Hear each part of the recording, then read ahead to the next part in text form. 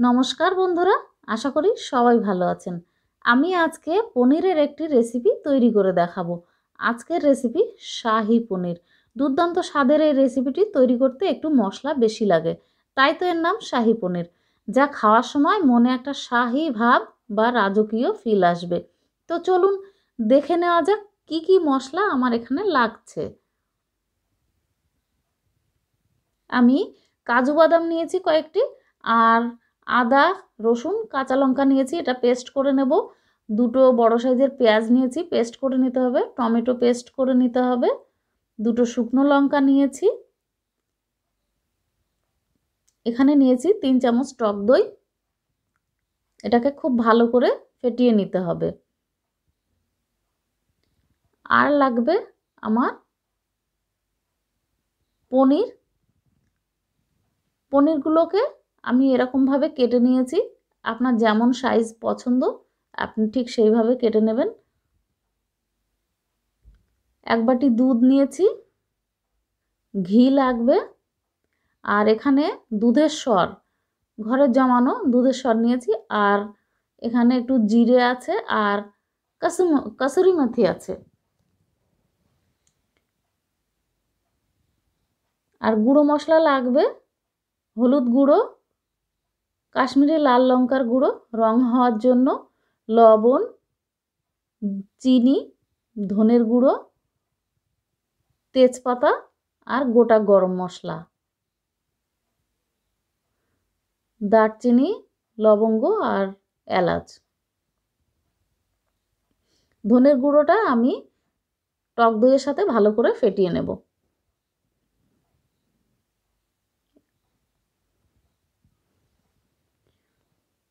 কড়াইতে কিছুটা জল দিয়ে ভালো করে ফুটিয়ে নিলাম। তারপরে ফ্লেমটাকে বন্ধ করে দিয়ে 1 চামচ লবণ দিয়ে খুব ভালো করে মিশিয়ে নিলাম। এর মধ্যে আমি পনিরগুলোকে দিয়ে দেব। গরম জলের মধ্যে পনিরগুলোকে দিয়ে দিলে একটা নরম ভাব থাকবে। যতই রান্না করি আমরা কিন্তু পনির কিন্তু এইভাবে না করলে শক্ত একটা চামড়া টাইপের একটা ভাব হয়ে যায়, শক্ত শক্ত হয়ে থাকে, খেতে একদমই ভালো লাগে না। এরকম করে নিলে সেই শক্ত ভাবটা হবে না। টক দইটা খুব ভালো করে ফেটিয়ে নিয়ে এর মধ্যে ধনের গুঁড়োটা দিয়ে খুব ভালো করে মিশিয়ে নিচ্ছি। এরপরে ফ্রাই প্যানটাকে গরম করে নিয়ে 1 চামচ ঘি দিলাম,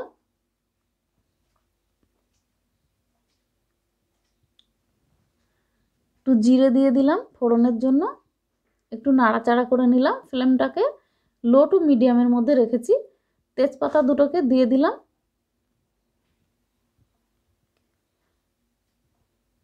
গোলমরিচ দিলাম কয়েকটি, গোটা গরম মশলাগুলোকে দিয়ে দিচ্ছি,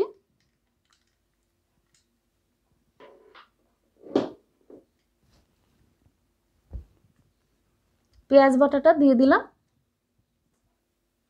খুব ভালো করে কষিয়ে নিতে হবে।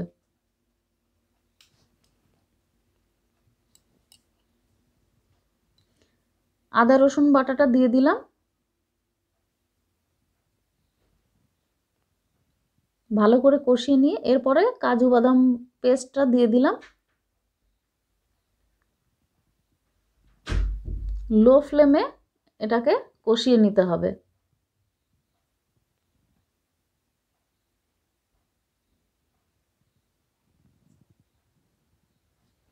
এরপরে গুঁড়ো মশলাগুলো দিয়ে দিচ্ছি। হলুদ গুঁড়ো দিলাম, লঙ্কার গুঁড়ো, এটা কাশ্মীরি লাল লঙ্কার গুঁড়ো, এর জন্য খুব সুন্দর কালারটা আসে।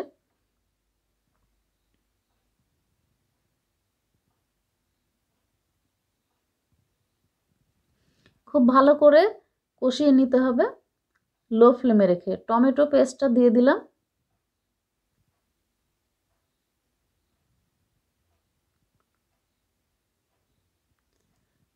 সমস্ত মশলাগুলো কিন্তু একটু সময় নিয়ে কষাতে হবে। তাড়াহুড়ো করলে কিন্তু মশলাটা ভালোভাবে কষানো হবে না, টেস্ট ভালো হবে না। লবণটা দিয়ে দিলাম। সব মশলা দিয়ে খুব ভালো করে ধীরে ধীরে কষাতে হবে। যখন তেল ছেড়ে আসবে তখন বুঝতে হবে যে মশলাটা কষানো হয়েছে, আর তখন পরবর্তী মশলাটা দিতে হবে। এই মশলাটা কিন্তু একটু ছেটে, তাই ফ্লেমটাকে কম রেখে নাড়াচাড়া করতে হবে আর ঢাকা দিয়ে দিয়ে কষাতে হবে। যেহেতু একটু সময় লাগে তাই ঢাকা দিয়ে দিয়ে কষালে পুড়ে যাবে না, খুব ভালো করে কষানোটা হবে।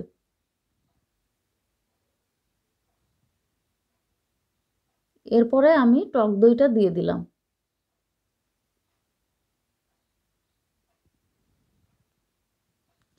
টক দইটা দেওয়ার সময় সবসময় ফ্লেমটাকে একদমই লো রাখতে হবে, তা না হলে কিন্তু অনেক সময় টক দই কেটে যাওয়ার একটা ভয় থাকে। আর যখন টক দই ব্যবহার করবেন ফ্রিজ থেকে ডাইরেক্ট বের করে ব্যবহার করবেন না, বেশ কিছুক্ষণ আগে টক দইটাকে ফ্রিজ থেকে বের করে নর্মাল টেম্পারেচারে নিয়ে আসবেন, তাহলে কেটে যাবে না। এরকমভাবে ঢাকা দিয়ে দিয়ে মশলাটাকে কষিয়ে নিতে হবে, তা না হলে কিন্তু ছিটে গায়ে লাগবে। গরম মশলা গায়ে লাগলে কিন্তু পুড়ে যাওয়ার একটা ভয় থাকে, তাই সাবধানে কাজ করবেন। ধীরে ধীরে নাড়াতে হবে আর ঢাকা দিয়ে দিয়ে নাড়াতে হবে, তাহলে কোনো সমস্যা নেই। এরপরে আমি দুধের সরটাকে দিয়ে দিলাম। দুধের সরের জন্য কিন্তু টেস্ট সম্পূর্ণ আলাদা হয়ে যায়, এটাতেই কিন্তু খুব একটা দারুণ টেস্ট আসে। ধীরে ধীরে এটাকে কষাতে হবে।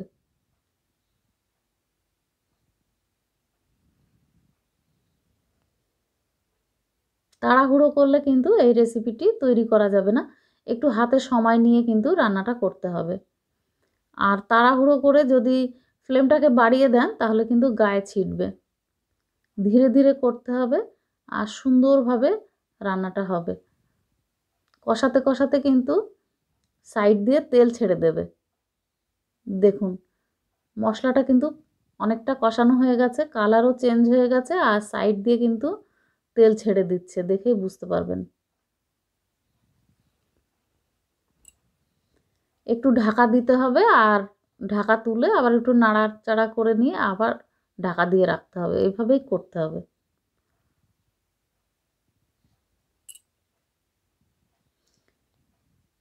সাইড দিয়ে এখন তেল ছেড়ে দিয়েছে, দেখে বুঝতে পাচ্ছেন। এরকমভাবে মশলাটাকে কষাতে হবে, তাহলে বোঝা যাবে যে প্রকৃত মশলাটা কষানো হয়েছে। এরপরে আমি একটু চিনি দিয়ে দিচ্ছি। এতগুলো মশলা দেওয়ার ফলে একটু মশলা কম বেশি হতে পারে, তাই একটু চিনি দিলে মশলার একটা ব্যালেন্স আসে, খুব ভালো টেস্ট হয়, উগ্র ভাবটা থাকে না। এটাকেও ভালো করে মিশিয়ে নিতে হবে। আবারও একটু ঢাকা দিয়ে দিলাম। ঢাকাটা তুলে নিয়েছি।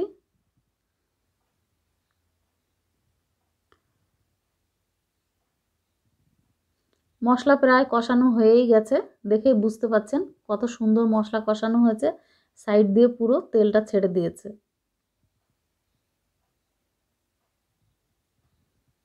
যাতে পুড়ে না যায় সেটা খেয়াল রাখতে হবে, নাড়াচাড়া করে রাখতে হবে ঘন ঘন। এরপরে আমি দুধটাকে দিয়ে দিলাম। দুধটা আগে জাল করে ঠান্ডা করা ছিল, সেই দুধটা দিয়ে দিলাম।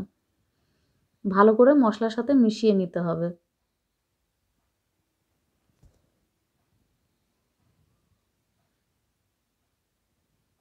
ফ্লেমটাকে লো টু মিডিয়ামের মধ্যে রাখতে হবে। মশলাটাকে খুব ভালো করে মিশিয়ে নিচ্ছি।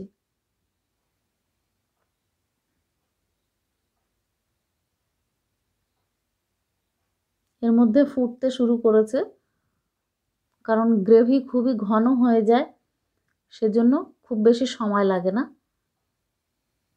কষাতেই যে বেশি সময় লাগে। গ্রেভিটা কিন্তু রেডি হয়ে গেছে, দেখুন কত সুন্দর কালারটা এসেছে আর সাইড দিয়ে কিন্তু ঘি ভাসছে। আর যা সেন্ট আসছে সে তো বুঝতেই পাচ্ছেন, যখন রান্না করবেন তখনই ঘর সুগন্ধে মহমা করবে।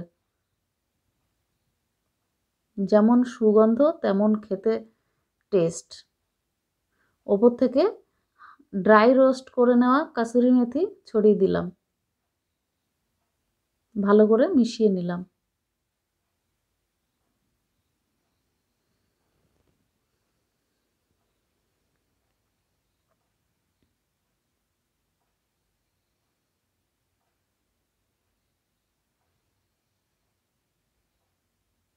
এরপরে জিরে ধনে গুঁড়ো এটা ভেজে গুঁড়োটা করে রেখেছিলাম সেটাকে ওপর থেকে দিয়ে দিলাম।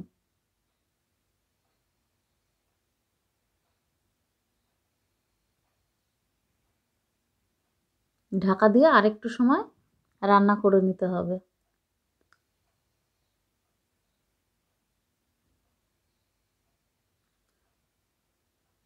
পুরো গ্রেভিটা কিন্তু এখন রেডি হয়ে গেছে। এরপরে আমি পনিরগুলো জল ঝারিয়ে রেখেছিলাম সেটা এর মধ্যে দিয়ে দিলাম।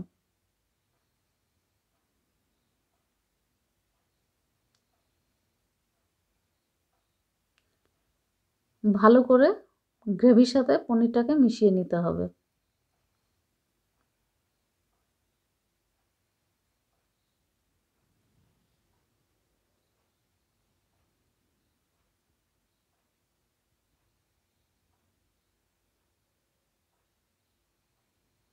আবার একটু ঢাকা দিয়ে রেখে দিলাম। এরপরে ঢাকা তুলে নিয়েছি। দেখুন কেমন লাগছে বন্ধুরা, খুবই সুস্বাদু রেসিপি রেডি হয়ে গেছে শাহী পনির। আশা করি আপনাদের ভালো লেগেছে। যদি ভালো লেগে থাকে আমার চ্যানেলে আরও অন্যান্য ভিডিও আছে, আপনারা দেখবেন। ভালো লাগলে লাইক করবেন, কমেন্ট করবেন, আর আমার চ্যানেলটি সাবস্ক্রাইব করে আমার সাথে থাকবেন, আমার বন্ধু হবেন। ভালো থাকবেন বন্ধুরা, নমস্কার।